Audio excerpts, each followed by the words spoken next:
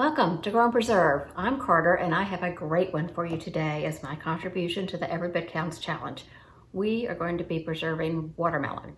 And I know that kind of sounds a little crazy and I'm not going to be freezing it. So I imagine that if you're going to preserve watermelon, freezing is probably the most used method. You know, maybe you cut it into chunks and then you can drop it into smoothies. Maybe you blend it up and then put it into popsicle molds. So we will see. Today we are actually going to turn it into like watermelon jerky almost. We're going to dehydrate it and it is insanely good. Oh my gosh, it's kind of like a mixture between taffy and a Jolly Rancher. And I know that sounds crazy, but honest to goodness, that's what it's going to be like. So I have I've already cut it in half because, you know, cutting one of these things is not pretty. You didn't need to see that. So this one I bought. This is a sugar baby watermelon. I'm growing these in my garden, and I have to tell you that the ones I'm growing in my garden don't look anything like this. So I'm not sure. I know that there have been a lot of seed issues in the past couple of years, and the seeds inside the packages have not matched what they're being sold as.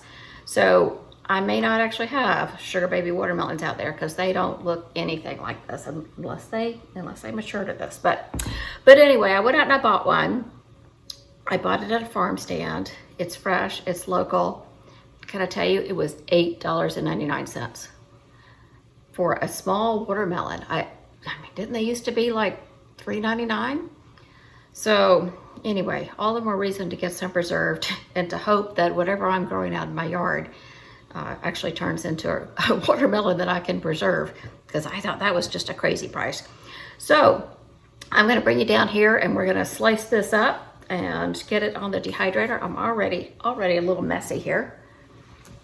And I want to show you, if you're looking for a recipe, and you know, I don't know that there's really a recipe when you're going to dehydrate. You slice it up into thin slices, you put it on there, and fruit is done at 135 degrees. And according to this book here, it's going to take 10 to 15 hours. So dehydrating food, I reference this all the time. I will tell you that dehydrating times really vary based on your dehydrator. They base on the climate that you're in, how much humidity is in your house.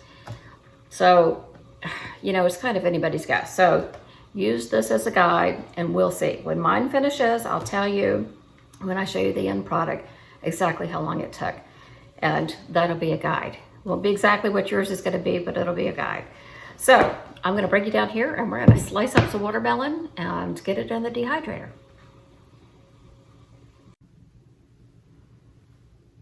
Okay, so here's my watermelon half. I have the other half over here. I think what I'm going to do is go ahead and cut it into quarters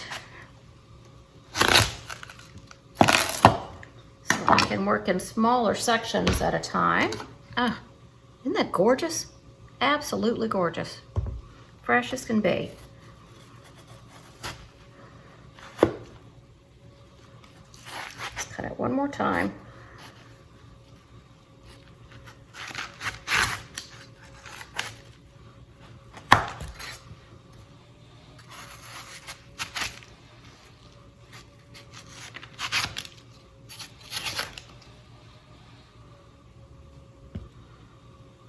Okay, now I'm going to cut the rind off.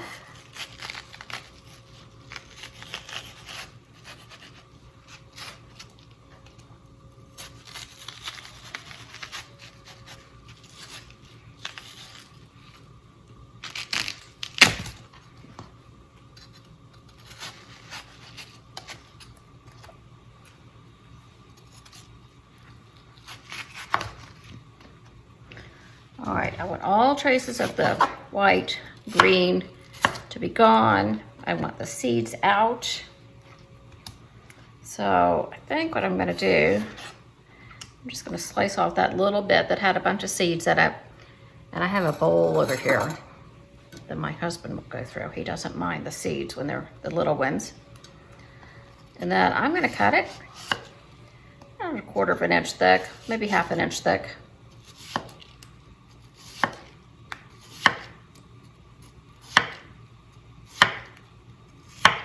And that piece is for me. They're so good. Okay.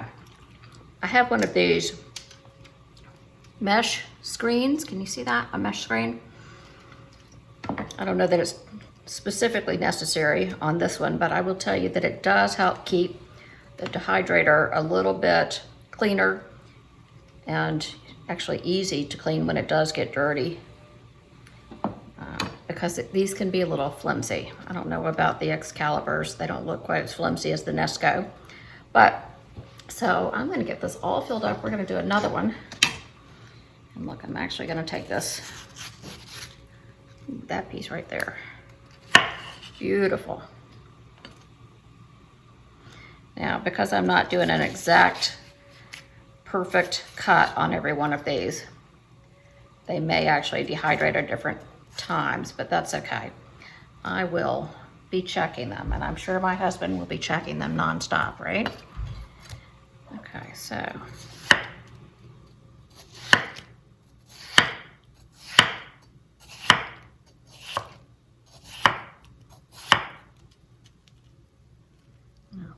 Seriously, how easy is that?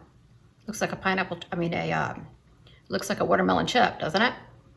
It is going to be amazing when it's done.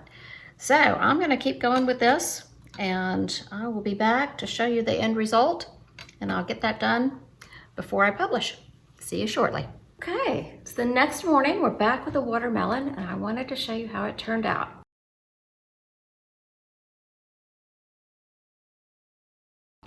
It went about 18 hours in my dehydrator. Probably could have done 16, but I was still asleep this morning at 16.